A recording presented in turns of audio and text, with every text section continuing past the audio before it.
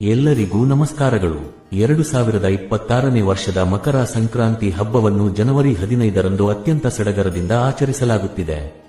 ಸೂರ್ಯನು ಧನು ರಾಶಿಯಿಂದ ಮಕರ ರಾಶಿಗೆ ಪ್ರವೇಶಿಸುವ ಈ ಪುಣ್ಯಕಾಲವನ್ನು ಮಕರ ಸಂಕ್ರಾಂತಿ ಎಂದು ಕರೆಯಲಾಗುತ್ತದೆ. ಜ್ಯೋತಿಷ್ಯ ಶಾಸ್ತ್ರದ ಪ್ರಕಾರ ಈ ದಿನವು ಅತ್ಯಂತ ವಿಶೇಷವಾಗಿದ್ದು, ಈ ದಿನ ಮಾಡುವ ಕೆಲವು ವಿಧಿವಿಧಾನಗಳು ನಮ್ಮ ಜೀವನದ ಕಷ್ಟಗಳನ್ನು ದೂರ ಮಾಡಿ ಸುಖ ಶಾಂತಿಯನ್ನು ಕರುಣಿಸುತ್ತವೆ. ಈ ಶುಭ ದಿನದಂದು ಮುಂಜಾನೆ ಎಳ್ಳೆಣ್ಣೆಯನ್ನು ಮೈಗೆ ಹಚ್ಚಿಕೊಂಡು ಸ್ನಾನ ಮಾಡುವುದು ಅತ್ಯಂತ ಶ್ರೇಷ್ಠವೆಂದು ಪರಿಗಣಿಸಲಾಗಿದೆ. ಒಂದು ವೇಳೆ ಎಣ್ಣೆ ಸ್ನಾನ ಸಾಧ್ಯವಾಗದಿದ್ದರೆ ಸ್ನಾನದ ನೀರಿಗೆ ಸ್ವಲ್ಪ ಎಳ್ಳನ್ನು ಬೆರೆಸಿ ಸ್ನಾನ ಮಾಡಬೇಕು.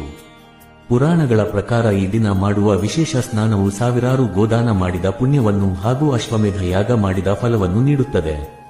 ಸ್ನಾನದ ನಂತರ ಭಕ್ತಿಯಿಂದ ವಿಷ್ಣು ಮತ್ತು ಶಿವನ ದರ್ಶನ ಪಡೆಯುವುದು ಬಹಳ ಉತ್ತಮ. ಶಿವಲಿಂಗಕ್ಕೆ ಮನೆಯಲ್ಲಿ ತಯಾರಿಸಿದ ಶುದ್ಧ ತುಪ್ಪದಿಂದ ಅಥವಾ ಕಬ್ಬಿನ ಹಾಲಿನಿಂದ ಅಭಿಷೇಕ ಮಾಡುವುದರಿಂದ ಮನಸ್ಸಿನ ಕೋರಿಕೆಗಳು ಶೀಘ್ರವಾಗಿ ನೆರವೇರುತ್ತವೆ. ಆರ್ಥಿಕ ಸಂಕಷ್ಟದಿಂದ ಬಳಲುತ್ತಿರುವವರು ಈ ದಿನ ಮಾಡುವ ದಾನಗಳಿಗೆ ವಿಶೇಷ ಮಹತ್ವವಿದೆ. ಸಂಕ್ರಾಂತಿಯಂದು ಮೊಸರನ್ನು ದಾನ ಮಾಡುವುದರಿಂದ ಜನ್ಮ ಜನ್ಮಗಳ ದಾರಿದ್ರ್ಯ ದೂರವಾಗುತ್ತದೆ ಎಂಬ ನಂಬಿಕೆಯಿದೆ. ಹಿಂದೆ ದ್ರೋಣಾಚಾರ್ಯರ ಪತ್ನಿ ಕೃಪೆಯು ದೂರ್ವಾಸ ಮುನಿಗಳ ಸಲಹೆಯಂತೆ ಮೊಸರನ್ನು ದಾನ ಮಾಡಿ ಆರ್ಥಿಕ ಕಷ್ಟಗಳಿಂದ ಮುಕ್ತಿ ಪಡೆದರೆಂಬ ಉಲ್ಲೇಖ ಮಹಾಭಾರತದಲ್ಲಿದೆ.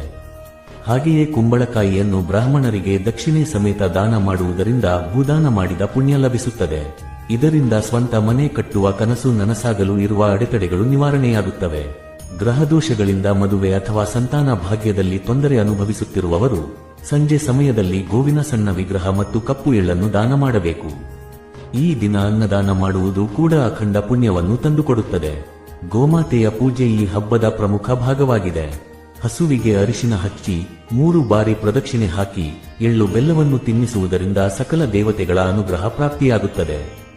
ಹಸುವಿನ ಪಾದದ ಕೆಳಗಿರುವ ಮಣ್ಣನ್ನು ಸ್ವಲ್ಪ ಮನೆಗೆ ತಂದು ದೇವರ ಕೋಣೆಯಲ್ಲಿಟ್ಟು ಪೂಜಿಸುವುದರಿಂದ ಮನೆಯ ದೃಷ್ಟಿ ದೋಷಗಳು ನಿವಾರಣೆಯಾಗಿ ಅಭಿವೃದ್ಧಿ ಕಂಡುಬರುತ್ತದೆ.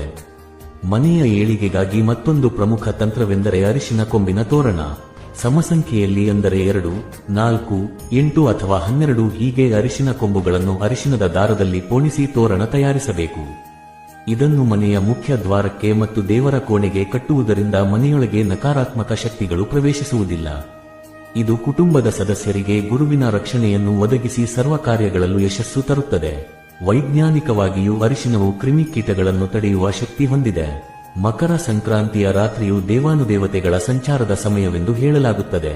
ವಿಶೇಷವಾಗಿ ಸಾಕ್ಷಾತ್ ಮಹಾಲಕ್ಷ್ಮಿ ದೇವಿಯು ಭೂಲೋಕದ ಸಂಚಾರಕ್ಕೆ ಬರುತ್ತಾಳೆ ಎಂಬ ನಂಬಿಕೆಯಿದೆ. ಈ ಸಮಯದಲ್ಲಿ ಜಾಗರಣೆ ಇದ್ದು ಲಕ್ಷ್ಮೀ ದೇವಿಯನ್ನು ಸ್ಮರಿಸುವುದು ಬಹಳ ಶ್ರೇಷ್ಠ. ಲಕ್ಷ್ಮಿಗೆ ಪ್ರಿಯವಾದ ಅರಿಶಿನ ಬಣ್ಣದ ಕವಡೆಗಳಿಂದ ಶಬ್ದ ಮಾಡುತ್ತಾ ದೇವಿಯನ್ನು ಆಹ್ವಾನಿಸಬೇಕು. ಸಂಜೆ ಸಮಯದಲ್ಲಿ ಗಜಲಕ್ಷ್ಮಿಯ ಚಿತ್ರಪಟದ ಮುಂದೆ 6 ಬತ್ತಿಗಳ ದೀಪವನ್ನು ಹಚ್ಚಿ ಹಾಲಿನ ಪಾಯಸವನ್ನು ನೈವೇದ್ಯ ಮಾಡಬೇಕು.